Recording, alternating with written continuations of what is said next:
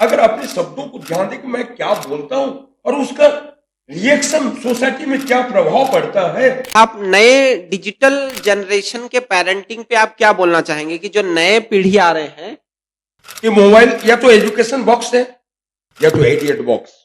कुछ पेरेंट्स जो मध्यम वर्गीय तबके से आते हैं या निम्न वर्गीय तबके से आते हैं जिनका रोजी रोटी के हिसाब से ही उनका इनकम उनका आय हो पाता है। गलत संगति, गलत आदत से एक समाज को हम 24 आवर्स इवनिंग को देख रहे हैं।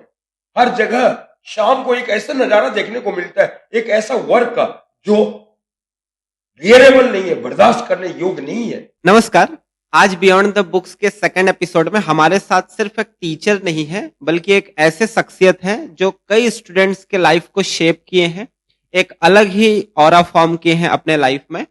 हमारे एमआईनी पॉडकास्ट में आपका स्वागत है सर। आज हमारे साथ पीएल पंडा सर बैठे हैं जिनको कई सालों का एक्सपीरियंस है अलग अलग एज ग्रुप के बच्चों के साथ डील करने का।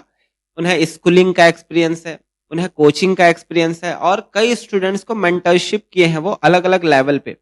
तो स्वागत है आपका पीएल पंडा सर।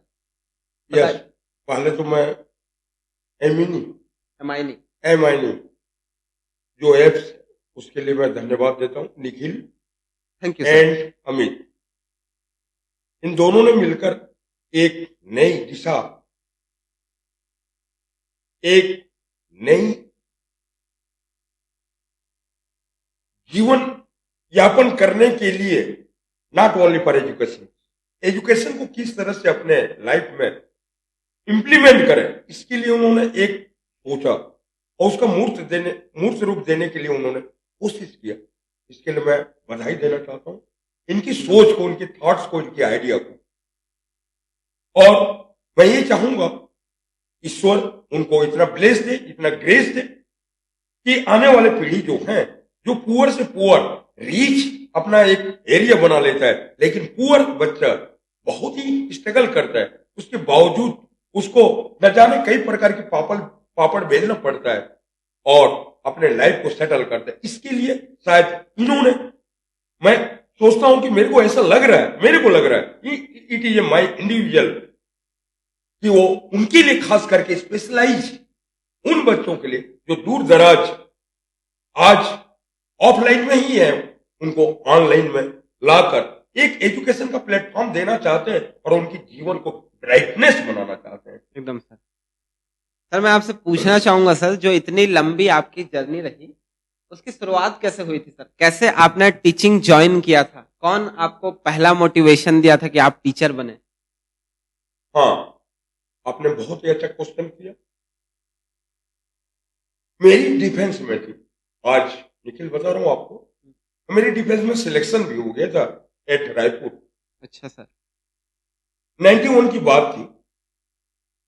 तब मैं, मेरे चाचा और मेरे फादर, दो भाई थे, उनके 6 डॉटर थे, अर्थात मेरी 6 बहन थे। अच्छा। और मैं उसमें इकलौता था। तो उनकी इच्छा थी घर में रह के सब कुछ करें। अच्छा। उसके बाद मैं थोड़ा फ्रस्ट्रेट हुआ, कुछ दिन के लिए मैं थोड़ा अपने आप को कॉम्प्रोमाइज किया। उसके बाद किसी ने मेरे को बोला कि आपका लैंग्वेज अच्छा है तो आप कुछ एजुकेशन की एरिया में कुछ करना चाहिए आपको। तो मैंने सोचा, और पहला बच्चा मेरा जो मेरे घर में होम में ही स्टडी किया हो, वो पॉलिटेक्निक कॉलेज में कर रहा था, उसका इंग्लिश वेरी पुअर था। मैं वहां से स्टार्ट किया 95 में। अच्छा। 95 से जब मेरे स्टार्ट हुआ तो मेरे घर में ना, एक से जरूर मैं स्टार्ट किया, लेकिन मेरे घर में 110 बच्चे आना शुरू हो गए मेरे घर में। बहुत बड़ी बात है, 110 बच्चे। उसके बाद घरघोड़ा कॉलेज में एक वैकेंसी निकली थी, मैं ट्राई किया और मेरा वहां 9 की कंपटीशन थी, मैं 10वां था और मेरा वहां उस कॉलेज में भी हो गया। वहां मैं 3 साल वहां भी सर्विस दिया, सेवा दिया, कोशिश किया कि मैं भी कुछ यहाँ करके जाऊं। इस तरह से मेरी जर्नी स्टार्ट हुआ। उसके बाद मैं घर फिर आया, रिटर्न आया। 98 में मैं एक स्कूल खोल दिया गांव में। अच्छा। सरस्वती शिशु मंदिर। अच्छा। और वहां लगभग और उसके बाद फिर एक फॉरेस्ट डिपार्टमेंट का बंगुसिया में एक हायर सेकेंडरी ओपन हुआ फॉरेस्ट डिपार्टमेंट द्वारा, उनकी कमेटी उसको टैकल करती थी भोपाल से। फिर मेरा वहां भी हो गया, मैं वहां 5 साल तक वहां रहा, जंगल के अंदर रहा, जरूर जंगल के अंदर रहा, लेकिन मेरा सबसे बेहतरीन और नेचुरल गार्डन में रहा। और वहां जो बच्चे मिले, शायद आज तक मेरे जीवन में उस तरह का बच्चे शायद नहीं मिल सकते, क्योंकि वो सिर्फ जमीन से जुड़े हुए थे और वो बच्चे सीधा नेचर के साथ जुड़े हुए थे और अनभिज्ञ थे। शिक्षा क्या है, अवेयरनेस नहीं थी, एजुकेशन के बारे में प्रॉपर उनको जानकारी नहीं थी कि हम क्या करें तो क्या होंगे। इस तरह से मेरी लगाव हो गया और एजुकेशन में मैं फिर अपने आप को सेक्रीफाइस कर दिया कि मेरी लाइफ रहेगी, गवर्नमेंट हो अथवा प्राइवेट हो, इससे मेरे को कोई मतलब नहीं। मैं स्टूडेंट को फोकस किया कि मैं जिंदगी में अगर मेरे को कुछ करना है तो स्टूडेंट के लिए करना है, न कि पेरेंट्स के लिए करना है, न सोसाइटी के लिए करना है। अगर मैं स्टूडेंट के लिए करता हूं तो शायद सोसाइटी मेरे साथ रिलेटेड होगा और everything is the student in this world, that is R India. एकदम सर, आपकी आज भी हम एनर्जी देखते हैं तो हम खुद आपसे मोटिवेट होते हैं कि लगभग सर ने बताया कि वो 95 से पढ़ा रहे हैं। आज 2026 चल रहा है, तो जैसा कि 30-31 साल हो गया सर को इस फील्ड में पढ़ाते हुए, काम करते हुए, बच्चों से इंटरेक्ट करते हुए। सर मैं आपको ये पूछना चाहता हूँ, आपने हजारों बच्चों को पढ़ाया, लेकिन एक आध स्टूडेंट ऐसा बताइए जिसको देख के लगता है कि आपको आपका टीचर बनना सबसे ज्यादा वर्थ इट है। वैसे तो कई सारे स्टूडेंट आपके साथ टकराए होंगे जो आपको ये लगा होगा कि यार इस दिन को देखने के लिए मैं टीचर बना था, बट मैं एक वो सबसे प्यारा स्टूडेंट का बात पूछना चाह रहा हूं सर, जिसके लिए सबसे ज्यादा आपको लगता है कि हाँ यार ये मैं मेरा टीचर बनना सबसे ज्यादा वर्थ इट है इस बच्चे के लिए। अरे निखिल, तुम तो बहुत मेरे को ना ऐसे क्वेश्चन कर दिए, मेरे पास आंसर बड़े मुश्किल है, लेकिन एक बच्चा है। हाँ सर, क्योंकि आपके पास बहुत सारे बच्चे हैं, बट स्टिल मैं पूछ रहा हूँ कि एक बच्चा सर जिसको देख के मतलब सबसे पहला नाम उसी का आता है कि जिसके लिए आपका टीचर बनना सबसे बड़ा वर्थ इट रहा। बता रहा हूं, जी सर। एक बंगुसिया के बगल में 2 किलोमीटर के अंदर है बड़झरिया। जी सर। बहुत ही पुअर, उसके पास रोटी भी नसीब नहीं था। जी सर। मैंने उस बच्चे को देखता रहा, देखता रहा, देखता रहा। एक दिन मैं उसको बुलाया, क्या तू मेरे साथ मेरे रूम में रह सकता है? जी सर। बोला यस सर। आदिवासी है बच्चा, एसटी कोटा में आता है। यस सर बोलो, यस सर जैसे बोला तो मेरे को लगा कि शायद मैं सक्सेस हो गया, क्योंकि एक इतना पॉवर्टी को देखने वाला बच्चा मेरे साथ अगर बैठता है, उठता है, सोता है, तो मैं इसके लिए तो कुछ कर सकता हूं, एकदम ऐसा लगा। हम्म। और शायद आज फॉरेस्ट डिपार्टमेंट का वो ड्राइवर है। अरे वाह, एकदम। वो बच्चा मेरे साथ रहा, हम्म। 10वीं निकाला और आगे उसके बाद मैं वहां से निकल गया और आज एट प्रेजेंट में फॉरेस्ट डिपार्टमेंट ड्राइविंग का वर्क करता है, जिसका नाम तुलसी है। आपको बड़ी खुशी होती होगी सर इस दिन को देखते हुए कि वो बेचारा आज वहां पे है। आपका जब भी उससे बात होता होगा तो बड़ा प्यारा सा बॉन्ड हाँ, बना। टीएस निकल गया जब मेरे मेरे मेरे साथ 16 साल बाद मिला वो बच्चा। हाँ। तो मेरी भी मैंने खुशी से, ये किसी को बोलते हैं इमोशंस आ गए। आंसू तब बहते हैं जब खुशी हो। रोने के लिए तो दुनिया है ही नहीं, ईश्वर ने हमको बनाया रोने के लिए नहीं बनाया। मैं अभी भी बोलता हूं और ओपन चैलेंज है मेरी कि गॉड ने हमको अद्भुत बनाया है, हमको रोने के लिए नहीं बनाया। समस्या तो दुनिया के साथ हमेशा रहेगी, लेकिन समस्या नहीं, समाधान खोजो। एकदम सर, एकदम सही बोले आप कि समस्या नहीं समाधान खोजो। हर आपदा नहीं, आपदा को अवसर में बदलो। जरूरी जिस भी समय परेशानियां हो, हर परेशानियों का हल होता है, हमें जरूर निकालना चाहिए।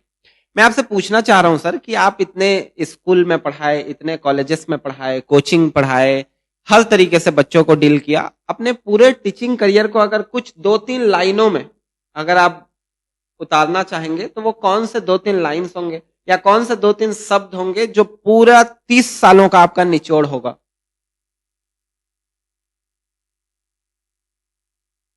मैं अगर अंग्रेजी में अगर कुछ बताना चाहता हूँ जी सर। जो मैं हिंदी में ट्रांसलेट कर दूंगा। Watch your words, watch your action, watch your character, watch your thought, watch your character. Watch, WATCH, watch means घड़ी। और घड़ी का अर्थ है पहरा, और घड़ी का अर्थ होता है समय। तो मैं उस वॉच को देखता रहा कि जीवन में अगर हम अपने शब्दों को ध्यान दिए, WATCH, words, watch your words, watch your action, watch your thought, watch your heart, watch your character. तो अगर इंसान, कोई भी इंसान इन एवरीबॉडी अगर अपने शब्दों को ध्यान दे कि मैं क्या बोलता हूं और उसका रिएक्शन सोसाइटी में क्या प्रभाव पड़ता है, अगर ध्यान दे तो मैं बोलता हूं कि चरित्र में 20% उसका ऐड हो जाएगा। दूसरा, वॉच एक्शन, एक्शन मतलब होता है कई प्रकार के लोग लेते हैं, लेकिन मैं एक ही चीज जानता हूं, क्रियाकलाप, आपका ड्यूटी, कर्तव्य। अगर आपने कर्तव्य को समझ लिया इंसान, चाहे स्टूडेंट हो, लेबर हो, इंजीनियर हो, IAS हो, IPS हो, अकाउंटेंट हो, CA हो, कोई भी दुनिया का कोई भी पर्सनालिटी हो, अगर वो अपनी एनालिसिस कर लिया कि my work it is a duty, अगर अपने कर्म को कर्म नहीं ड्यूटी समझे, कर्तव्य समझे, उसको वर्क और ड्यूटी में अंतर है। जब तक अगर वर्क को ड्यूटी नहीं समझा इंसान, तब तक बेकार, यूजलेस, एकदम सर, सही तो बात। ये मैं थोड़ा सा हमेशा दिखा रहा हूं, वॉच के ऊपर मैं हमेशा ध्यान दिया। उसके बाद थॉट्स, दुनिया क्या सोचती है, don't know, but you know कि आप सोचो क्या, कि आप जो सोचते हो आपके हृदय में क्या है, आप क्या सोचते हो, आपकी थॉट प्रोसेस क्या है, जो सोसाइटी में क्या बिलोंग करती है, उसके साथ क्या संबंध है, या फैमिली में क्या बिलोंग करती है, आपके रिलेशन में क्या बिलोंग करती है, उसके साथ क्या आपका एक्टिविटी इफेक्ट पड़ता है, वो एकदम सर। WAT हो गया, थॉट हो गया। फिर उसके बाद कैरेक्टर हुआ। कैरेक्टर मेट तब होती है जब हमारे कल्चर अच्छा रहे, कल्चर एकदम सर, एटमॉस्फेयर अच्छा रहे, फ्रेंड सर्कल अच्छा रहे, हमारे पेरेंट्स की संस्कार अच्छा हो, तब हमारी कल्चर बनेगी। और कल्चर ऊपर से नहीं आती, कल्चर को यही सोसाइटी से हमको गेन करना पड़ता है। सोसाइटी डेवलप करती है, एकदम सही बात है। फिर कैरेक्टर, अगर हमारा कल्चर अच्छा है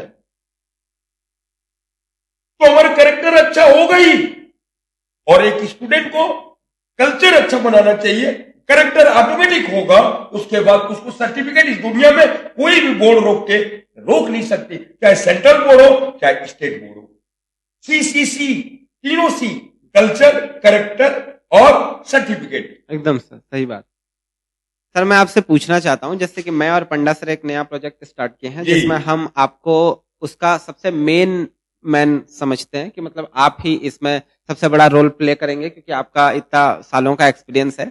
और मैं ये भी जानता हूं कि पंडा सर आपसे पढ़े हुए हैं, तो आप पंडा सर के बारे में अगर कुछ बोलना चाहेंगे तो उनके साथ ऐसा कौन सा इंसिडेंस बताना चाहेंगे सर, अमित सर के बारे में? मेरे पास तो वर्ड नहीं है अमित, मेरे एक अच्छा स्टूडेंट रहा। अच्छा, मैं उसको कोई एंगल नहीं रहा, उसको मैं ऑब्जर्व नहीं किया। अच्छा, एक ऐसा बच्चा इतने कम एज में इतना मेच्योरिटी, और मैं यहां तक बोलता हूं कि मैं अमित को बस एक ही ऑफर किया, अमित तुम कोचिंग चलाते हो, तुम रेगुलर टीचर का वर्क करना शुरू कर दो। बोला यस सर, आप बोलेंगे तो मैं करूंगा। 2008 की बात है, अभिनव हायर सेकेंडरी में केमिस्ट्री की खाली था। सतपति सर उनको इनडायरेक्टली बोले, director of the owner of the Abhinav higher secondary, तब ये ध्यान नहीं दिए, हमें ध्यान नहीं दिए। सतपति सर अमित सर को पहले से जानते थे? हाँ जानते, मैंने उनका भांजा पढ़ रहा था वो, तो ये कोचिंग चला रहा है, वो आता तो अच्छा होता, यही था उनका परिचय, इतना तक था। लेकिन उनको ये नहीं पता था कि PL Panda close the Amit Panda. मैं सुना, मेरे को बहुत अच्छा लगा, क्या एक कोचिंग चला रहा जी सर, बच्चों के लिए, मैं मेरी कंपनी में जुड़ गया, ऐसा लगा, मेरे को महसूस हुआ कि वो बच्चा कल के डेट में 16, 17, 18 ईयर एज में मैं उसको देखा था, 10वीं 11वीं 12वीं इस एज में ही देखा था, मैं 3 एज में देखा था उसको। तो मैंने को लगा द बेस्ट, ये मेरी थॉट मेरे ब्रेन में आए। तब उसके बाद में एक बार क्यों ना मिला जाए। मैं अमित को बोला ऐसा ऐसा, अमित बोलने की देर था मेरा, सिर्फ जो जी हाजिरी बोलते हैं वो करके आज अभिनव में लगभग 8 9 साल 10 साल तक उन्होंने सर्विस दिया, और सिर्फ सर्विस नहीं दिया, बहुत सारे रिजल्ट भी दिए। डेडिकेशन, डिसिप्लिन, डेडलाइन, तीनों था उसके पास। 3D था, एक डी नहीं, 3D। डेडिकेशन, डेडलाइन में था कि हमको करना है, और डिसिप्लिन, अपने समय के साथ अपना कार्य को करना। ये 3D, चाहे वो आइंस्टीन क्यों ना हो, न्यूटन क्यों ना हो, गैलीलियो क्यों ना हो, सुकरात क्यों ना हो, कबीरदास क्यों ना हो, शेक्सपियर क्यों ना हो, वर्ड्सवर्थ क्यों ना हो, everybody in this, doctor Narendra Modi क्यों ना हो, पीएम विजय थलापति क्यों ना हो, सबको चाहिए। और आज वो सब करके ही उस जगह पे पहुंचे। हम आप तो छोड़ो। सही बात, सही बात, एकदम सर। अच्छा लगा कि आप अमित पंडा सर के बारे में इतना सब चीजें अभी भी आप याद रखते हैं। आपकी मेमोरी पावर बहुत अच्छी है, हर तरीके से हर चीजों को आप याद रख पाते हैं, छोटे छोटे इंसिडेंट्स को। सर, आप हमें ये बताइए कि आप अपने टाइम में एक वीक बच्चे और एक एवरेज बच्चे और एक होशियार बच्चे, मतलब जो टॉपर बच्चा होता है, जी हाँ। इन सबको एक क्लास में सम अप करके कैसे पढ़ाते थे? क्योंकि आपने 100 बच्चे, 90 बच्चे एक साथ एक क्लास में पढ़ाया है सर, और सारे बच्चे अच्छा रिजल्ट भी लाते थे। तो इतने सही तरीके से सारे लेवल के बच्चों को साथ लेके चलना कैसे हो पाता था सर? निखिल बताऊं, बताइए सर। ये तो पहले जो मेरे को स्टार्ट में, जब मेरे करियर बिगनिंग था, तो एक ही चीज सोचता था, मैं टॉप क्लास को कभी नहीं सोचा, लाइफ में कभी भी नहीं सोचा, आज भी नहीं सोचता हूं, आज भी नहीं सोचता हूं। वो अपने आप कर लेंगे। मिडिल क्लास को देखता था कि इसको थोड़ा पुश करेंगे तो निकाल देगा। जी सर। मैं आज, मेरा एक एम था, अभी भी मेरा एम है कि ऐसे घर से बिलोंग करते हो, ऐसे माहौल से आते हैं, तो 33 मार्क्स तो छोड़ो और 10 मार्क्स भी छोड़ो, 5 मार्क्स के लिए भी बच्चे नहीं होते थे। मैं ऐसे बच्चों की एक वर्ग बनाता था, एक क्लास बनाता था, 3 क्लास में बांटता था उनको मैं, first second third, A B C, और मैं सी क्लास को ही ध्यान देता था। मैं वहां से एग्जाम्पल स्टार्ट करता था, टॉप क्लास को मैं लास्ट में मैं खत्म करता था। टॉप क्लास और मिडिल क्लास दोनों अंडरस्टैंड कर लेते थे, और मेरा सी क्लास के बच्चे जो थे वो पहले अंडरस्टैंड करते थे, उसके बाद मैं इधर टॉप क्लास में आता था। ये मेरा सिस्टम था, आज भी मेरा फंडा है। और मैं बोलता हूं, मैं इस माध्यम से, पॉडकास्ट के माध्यम से, आज एमिनी पॉडकास्ट के माध्यम से यही बोलना चाहता हूं कि इस दुनिया में अगर टीचर की प्रोफेशन में जो भी है, टॉप क्लास को छोड़ दें, सेकंड क्लास को भी छोड़ दें, थर्ड क्लास बच्चों को पहला पकड़े। अगर उनके पास एग्जाम्पल होगा, अगर उनके साथ लागू होता है तो दोनों के साथ लागू हो जाएगा। एकदम सर, अगर वीक बच्चे अगर किसी चीज को ग्रैब करना स्टार्ट करेंगे तो अपर क्लास बच्चे तो आराम से ग्रैब करेंगे। एकदम सही सोच के साथ है सर। यही तो एक्सपीरियंस टीचर सिखाते हैं कि कैसे किसी एक क्लास को मैनेज किया जाता है सर। हाँ, इसमें मैं थोड़ा ऐड करना चाहूंगा। जी सर। मेरे साथ एक चीज रही हमेशा, मेरे को किसी बच्चे ने कोकोनट बोला। क्यों बोले सर कोकोनट? हाँ, इसी चीज को मैं आप बताना चाहता हूं। एक बहुत बेहतरीन बच्चा मेरे को जस्ट लाइक एग्जांपल दिया, हेयर ऑयल में। ये मेरा कुछ भी बोलो, बहुत अच्छा लगा, और उसका एक्सप्लेशन भी किया। कैसे सर, बताइए। कोकोनट का सेंस ये रहा कि पंडित सर बहुत रफ एंड टफ रहते हैं। जी हाँ, मैं रफ एंड टफ रहता हूँ। Yes sir. It is a my life style, इसको मैं बदल सकता भी नहीं, ना मेरे को कोई बदला पाए।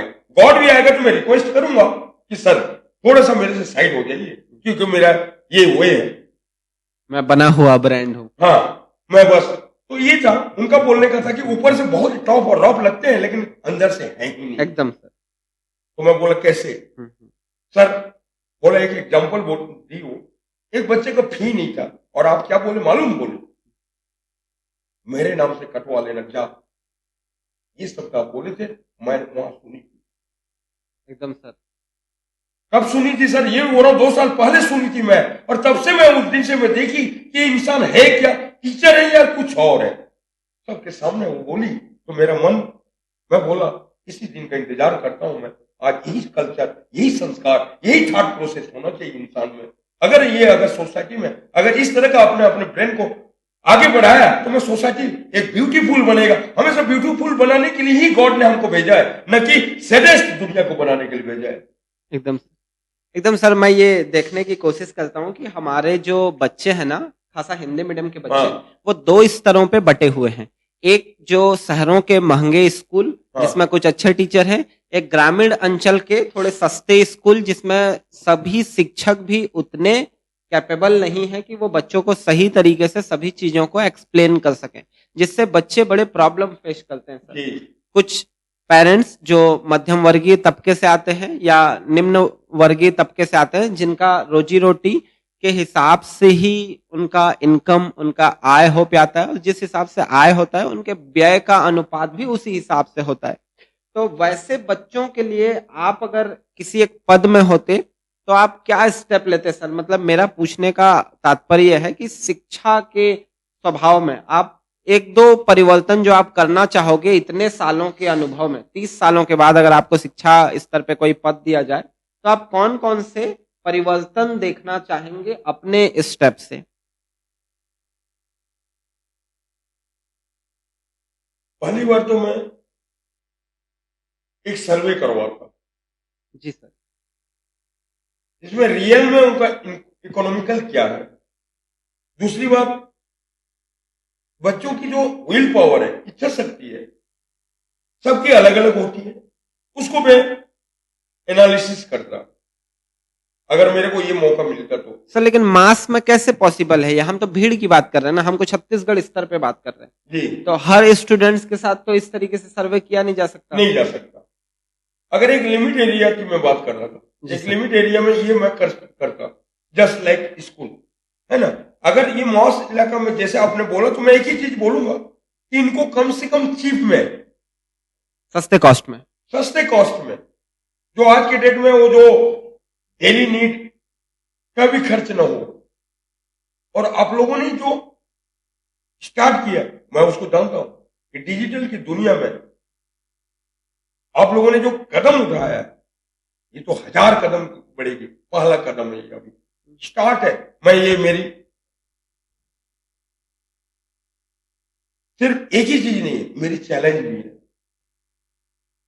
अगर हमारे फाउंडेशन अच्छा है तो बिल्डिंग अच्छी बनेगी बनेगी बनेगी।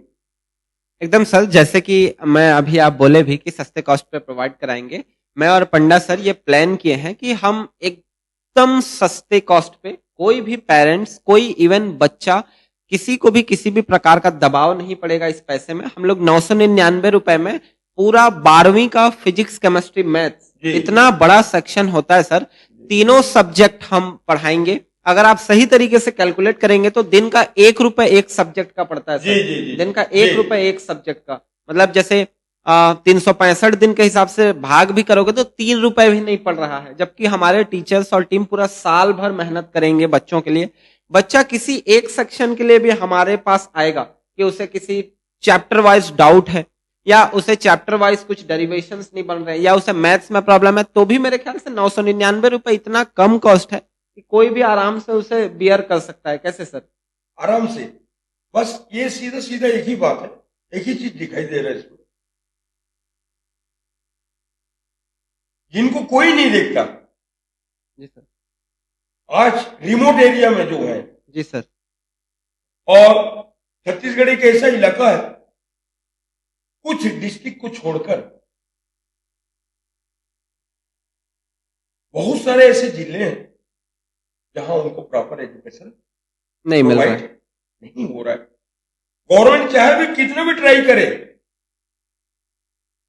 वो फोकस कर नहीं पा रही। मैं इस पॉडकास्ट के माध्यम से मैं बोलना भी चाहता हूं कि उनको प्रॉपर ध्यान दिया जाए। लेकिन आप लोगों ने इतनी बड़ी कदम उठाए पूरे छत्तीसगढ़ के लिए, इसके लिए आपको, मेरे पास वर्ड्स नहीं है, जो बधाई के पात्र हैं, जो उन बच्चों को जो पॉवर्टी लाइन से नीचे है, नीचे है, न कि पॉवर्टी लाइन में, उससे भी नीचे है, ऐसे बच्चों के लिए आप लोगों ने जो एक कदम उठाया, उसके लिए मैं एक ही चीज आपको बोलूंगा कि आज उनका बड़ी मुश्किल से दिन का खर्चा भी वो भी ये लाया गया। एकदम सर। जैसे कि हम देख पा रहे हैं कि छत्तीसगढ़ के वंचित वर्गों में जो जैसे आदिवासी इलाके हैं, बस्तर संभाग है, सरगुजा संभाग है, ऐसे कई स्कूल हैं सर जहां से छत से पानी टपकती है, जी, जी, जहां सही तरीके से शिक्षक नहीं है, जी, जहां ब्लैक बोर्ड में जब शिक्षक लिखने की कोशिश करता है तो चौक उस पर उभरते नहीं है। जी, जी, टीचर्स किसी तरीके से वो वहां सेलेक्ट तो हो गए हैं, क्योंकि जब भीड़ में भर्ती होती है तो सारे सावधानियों को बरतने में सरकार भी प्रतिकूल प्रतिक्रिया नहीं दे पाती है या अनुकूल प्रतिक्रिया नहीं दे पाती है, उसमें गड़बड़ियां भी होती है।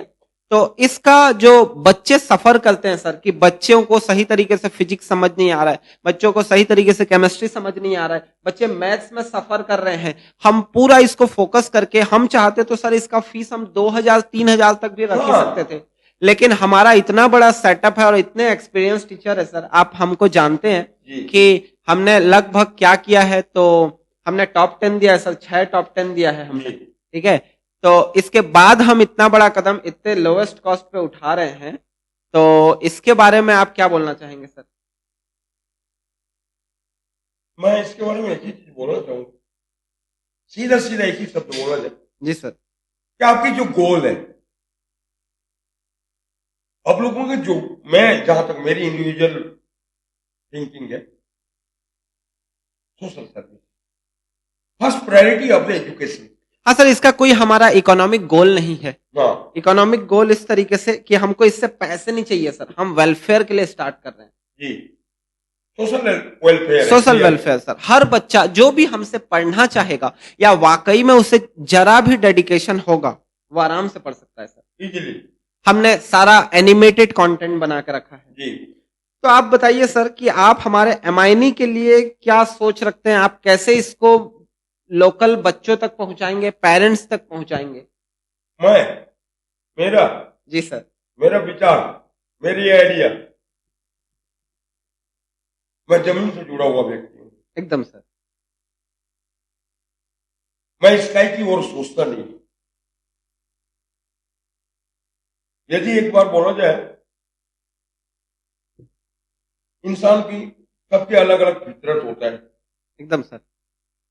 कुदरत की देन होती है, सबकी टैलेंट अलग अलग होती है, स्किल अलग अलग होता है। क्योंकि आज के डेट में अगर इंडिया की एग्जांपल अगर लूं तो 140 करोड़ में मेरे निखिल जैसे कोई एक आदमी लेके आया, एक प्लस है 1 अरब 40 करोड़ से एक लाख। तो अगर कुदरत ने हमको वंडरफुल बनाया है तो हमको वंडरफुल होना है। इसके लिए मेरी जो कंट्रीब्यूशन होगा, अभी मैं एक्सप्लेनेशन तो नहीं करूंगा, लेकिन मेरा 105%। एकदम सर। एमआईनी के लिए आप कुछ अगर हमको एडवाइस करना चाहेंगे अपने एक्सपीरियंस से कि निखिल या अमित आप इस तरीके से काम करिए या बच्चों को इस तरीके से मोटिवेट करिए, बच्चों को इस तरीके से टीचिंग दीजिए, तो आप हमें कुछ दीजिए सर। मैं एक ही चीज इसमें ऐड करना चाहूंगा कि डिजिटल की दुनिया में सिर्फ सीजी के लिए मत सोचिए आप। जी सर। आपने सीजी के लिए सोच के कर दिया आपने, एकदम सर। नेशनल लेवल में सोचिए। मेरा ये ड्रीम है, आप ड्यूटी में उसको चेंज कीजिए। और मैं चाहूंगा कि आप लोगों जैसे अगर थॉट प्रोसेस अगर हो, जी सर, ये पर्सनालिटी हमको चाहिए आज इंडिया में। एकदम सर। समझ रहे हैं, आज युवा हुआ, आपका एज क्या है, आप अभी जॉब कर सकते हो, अपना फैमिली शानदार मेंटेन कर सकते हो, लेकिन आपने ऐसा नहीं किया क्योंकि आपके अंदर कुछ धधक रही है सोसाइटी के लिए। जी सर, एकदम सर। हम पूरा सोसाइटी वेलफेयर में लगे हुए हैं सर, जिसमें सारे बच्चे, सारे पेरेंट्स को फ्रूटफुल रिजल्ट मिले। जो हमारे पेरेंट्स हैं उनके लिए आप नए डिजिटल जनरेशन के पेरेंटिंग पे आप क्या बोलना चाहेंगे कि जो नए पीढ़ी आ रहे हैं वो एक बड़ी दुनिया में है, वो फोन के माध्यम से वो ये देख पा रहे हैं कि बाहर के दुनिया में क्या हो रहा है। पहले बच्चों का जो सर्कल होता था ना सर, वो काफी छोटा होता था, वो एक छोटे सर्कल में होते थे अपने आस पास क्लास के कुछ दोस्तों के बीच। आज तो वो दिल्ली, मुंबई, कलकत्ता, मद्रास सब जगह के बच्चों को देख रहा है। तो आप एज अ पेरेंट बाकी पेरेंट्स को क्या समझाना चाहेंगे? और इसका एक सेकंड क्वेश्चन ये रहेगा कि आपका भी एक बच्चा है छोटा सा जो 10वीं क्लास में है, उसकी पेरेंटिंग आप कैसे कर रहे हैं सर? ये 2 क्वेश्चन को लेयर में बताइए मुझे। हाँ, पहले तो मैं भी खुद पेरेंट्स, बाद में टीचर हूं। मैं तो एक चीज बोलूंगा कि आज घर घर नहीं रही, इसलिए कि मोबाइल या तो एजुकेशन बॉक्स है या तो एडियट बॉक्स। जी। तो मैं बोलता हूं कि बच्चों के लिए एडियट बॉक्स हो गया है वो। जब एकदम कोई सर। साइंटिस्ट ने उसको आविष्कार किया तो हमारी यूजफुल, मोस्ट इंपॉर्टेंट यूजफुल के लिए यूज उसको बनाया गया है, लेकिन आज पेरेंट्स भी उसको नहीं समझ पा रहे। एकदम सर, पेरेंट्स भी बोलते हैं कि हमारे पास टाइम नहीं है, बट वो 6 घंटा 8 घंटा फोन पे लगे पड़े हैं। वो या हाँ, तो शॉर्ट्स देख रहे हैं या फेसबुक में कुछ भी रैंडम खिसका रहे हैं या यूट्यूब देख रहे हैं, बट बच्चों के साथ उनको बैठने का टाइम नहीं है। जबकि पुराने जमाने में बच्चों के बीच में कैरेक्टर इससे आता था कि वो अपने दादा दादी, नाना नानी, पापा मम्मी के साथ बैठा करते थे। वो काफी मोरल कहानियां सुनते थे, कई जी सारे इंसिडेंट्स डिस्कस हुआ करते थे जी, जिससे बच्चे लर्निंग्स लेते थे छोटे छोटे। वो सब चीजें मिसिंग लग रही है सर। अब सबकी दुनिया एक छोटे से फोन विंडो में सिकुड़ गई है सर। सच है। आप निखिल एकदम धरातल से जुड़े हुए क्वेश्चन किए। आज बहुत बड़ी समस्या है समाज में कि मोबाइल से कनेक्ट को डिस्कनेक्ट कैसे किया जाए, ये आज प्रॉब्लम आ चुकी है। किनको? वो टीन एज का बच्चा होता है 13 से लेकर 19, वो जो वर्ड भी बनी है, किसी बीच में ही, उसको टीनेज बोलते किसी बीच में ही बच्चा या तो अपना लाइफ मेक करता है या तो स्पॉइल करता है। उसमें सबसे बड़ा योगदान आज के डेट में 2 वर्ग के बच्चे दिखते हैं, या तो स्काई में पहुंच जा रहे हैं और दूसरा नाली गली में पहुंच रहा है, जो गलत संगति, गलत आदत से एक समाज को हम 24 आवर्स इवनिंग को देख रहे हैं। हर जगह शाम को एक ऐसा नजारा देखने को मिलता है, एक ऐसा वर्क का जो बियरेबल नहीं है, बर्दाश्त करने योग्य नहीं है, और एक वर्ग उसी एज का बहुत आगे निकल। ये है पेरेंट्स की कमी, अवेयरनेस की कमी है। पेरेंट्स एजुकेटेड है, लेकिन किस बात की एजुकेटेड? जो अपने बच्चे को कंट्रोल तक नहीं कर पा रहे। एक चीज मैं एक छोटा सा एग्जांपल देना चाहता हूं यहाँ, कि बच्चा जिद करता है, जिद कि मेरे को ये चाहिए। आज पेरेंट्स उसको सुलभ ढंग से दिला देता है। मैं बोलता हूँ जिद करे जिद, कब तक करेगा जिद? अगर उसको नीड नहीं है तो उसको दिलाओ मत। मैं इसके माध्यम से, ये मेरी मैसेज है पेरेंट्स के लिए, कि जीत को तब तक रखो जब उसकी जरूरत ना हो, और वो धीरे धीरे उस जीत को आप एक कंट्रोल लेवल तक लाइए। मैं बोलता हूं कल का बच्चा वो जीत करना छोड़ देगा कि मेरे पेरेंट्स, अगर मैं जीत करता हूं तो दिला देता है, रोना शुरू कर देता है, क्योंकि उसको आदत है कि अगर मैं रोऊंगा तो मेरा माँ बाप मेरे को ही देंगे। उसका हैबिट बन जाता है। उसको हैबिट बनने मत दो, और तब तक आप उसकी जीत को पूरा मत करो जब तक समय ना निकल जाए। एकदम सर। मैं देख रहा हूँ कि जो नए पीढ़ी के बच्चे हैं सर, वो पेरेंट्स का रेस्पेक्ट तक नहीं कर रहे। वो जवाब दे रहे हैं इस तरीके का कि चुप रहिए मम्मी, आपको कुछ नहीं आता। जी हाँ, आपको कुछ समझ नहीं जी आता। हाँ, आप अभी नहीं समझोगे कि हम क्या कर रहे हैं। आपको तो कुछ नहीं आता। पापा आप रहने दो, आपको नहीं समझ आएगा कि मैं क्या कर रहा हूँ। सर, बच्चे इस तरीके से रिप्लाई दे रहे हैं सर पेरेंट्स को। हाँ जी, हाँ जी। टीचर्स को अनाप शनाप रिप्लाई दे रहे हैं। जब मैं बच्चा था सर, या जब आप अपने टाइम में देखे होंगे एज ए स्टूडेंट, आप टीचर्स का एक खौफ होता था। जब गांव से टीचर्स चल के जाते थे ना, तो बच्चे दिखते नहीं थे, या जहां खेलते खालते दिख जाते थे तो वो सीधा अपने घर भाग जाते थे। इतना खौफ हुआ करता था। आजकल तो सर टीचर्स को बुरे बुरे कमेंट कर लेते हैं, टीचर्स के साथ मजाक कर लेते हैं, टीचर्स को गालियां दे लेते हैं। मैं आपको एक पिछले कुछ दिनों का न्यूज बता रहा हूं सर। टीचर ने क्या किया था, एक क्लास में स्टूडेंट को किसी तरीके का पनिश किया था, क्योंकि वो उसका टास्क कंप्लीट करके नहीं लाया था, और टास्क कंप्लीट नहीं करने के बाद स्टूडेंट बदतमीजी कर रहा था। अब इस पे क्या किया, उसने कुछ बच्चे को पनिश किया होगा। बच्चे ने अपना दोस्ती का टीम बना के 6-7 लोग टीचर्स को रास्ते में रोक लिया, उस पे हाथापाई पे उतर आए। ये चीजें न्यूज बन गई। अब न्यूज बन गई तो क्या है, ये जो न्यूज बन रही है सोसाइटी में, बच्चे ये देख रहे हैं कि 8 बच्चों ने मिलकर टीचर को रोका। सर बाकी बच्चे क्या सीखेंगे सर इससे? वो क्यों क्यों इस बात को नहीं समझेंगे कि वो कर रहा है तो हम भी। कई बार क्या होता है सर, जो बुरी बातें होती है ना उसको उजागर करना, उसको ग्लोरीफाई करना सोसाइटी के लिए और बुरा होता है। कुछ चीजों को वहीं दबा देनी चाहिए। क्या सोचते हैं सर आप, ऐसे चीजों से कैसे होगा समाज बेहतर? निखिल, इसमें एक चीज है कि संस्कार बाजार से नहीं मिलता, घर की दहलीज में ही संस्कार मिलता है। और इसमें सबसे बड़ा योगदान आज, पहले न्यूक्लियर न्यूक्लियर फैमिली था, संयुक्त परिवार हुआ करता था, और आज संयुक्त परिवार नहीं है।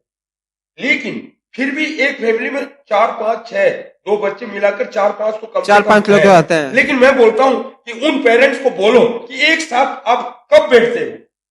वही तो सर, हम इसीलिए कम्युनिकेशन गैप है। कम्युनिकेशन गैप है। बहुत बढ़िया। हमने अपने पॉडकास्ट में ही बोला था कि पेरेंट्स और बच्चों के साथ ना कम्युनिकेशन का गैप है, वो एक दूसरे से बात ही नहीं कर रहे हैं। पेरेंट्स अपना ड्यूटी से आ रहा है, फ्रस्ट्रेट होके बोल रहा है जी। मैं ड्यूटी से आया हूँ। घर का माहौल ऐसे हो रहा है कि पेरेंट्स में जो मेल फैक्टर है ना उससे बात नहीं करना है, क्योंकि वो अभी थक के आया है। जी। ठीक है।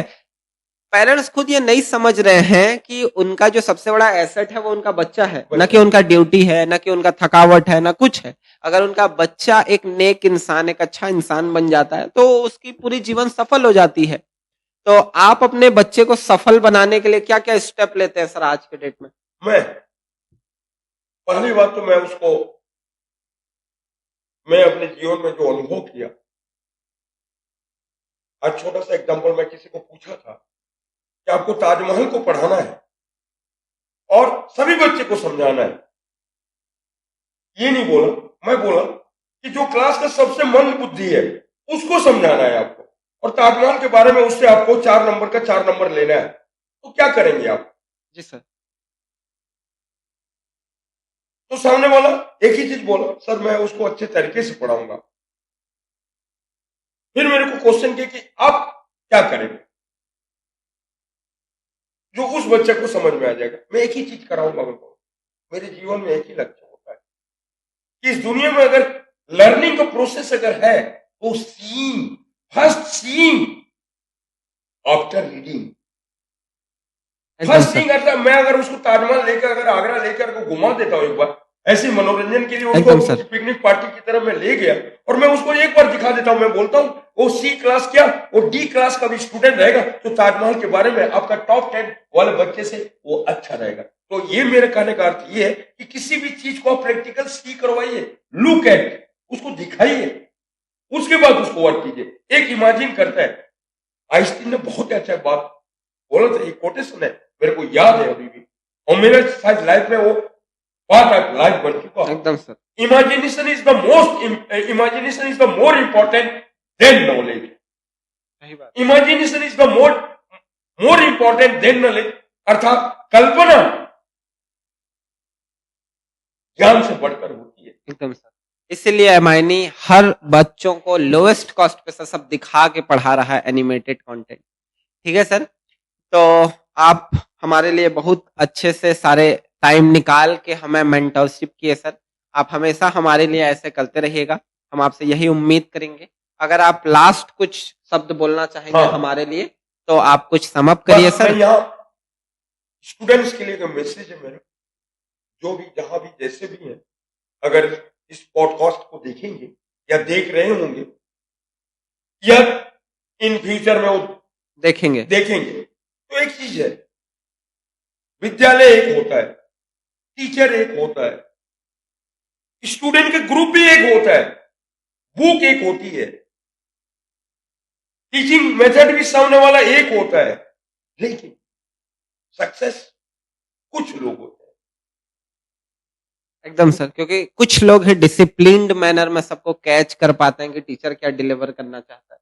और मैं यही चाहूंगा कि सक्सेस सब हो, ये लिसनिंग पावर, थॉट प्रोसेस और अपनी जो फैमिली कल्चर है उसकी कमी के चलते बच्चा उसके ऊपर फोकस डाल नहीं पाता है। तो मैं ये चाहूंगा कि जब तक 40 मिनट की क्लास आपका है तो 6-4-44 24 624 2 घंटे 40 मिनट की जो क्लास आपका स्कूल में आप कर लेते हैं तो उसको फोकस डालिए, अटेंशन आफ्टर मेडिटेशन।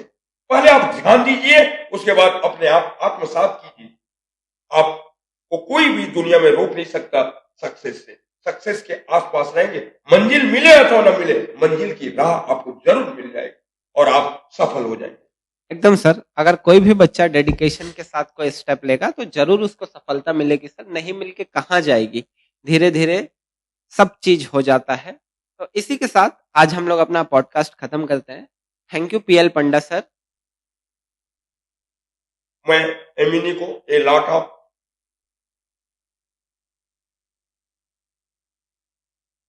विशिंग करता हूं, वेल विश, और गॉड से ये प्रे करूंगा, मैं God bless, grace and always 24/7 with Emini, Nikhil and Amit. Day by day, progress in their future and with society.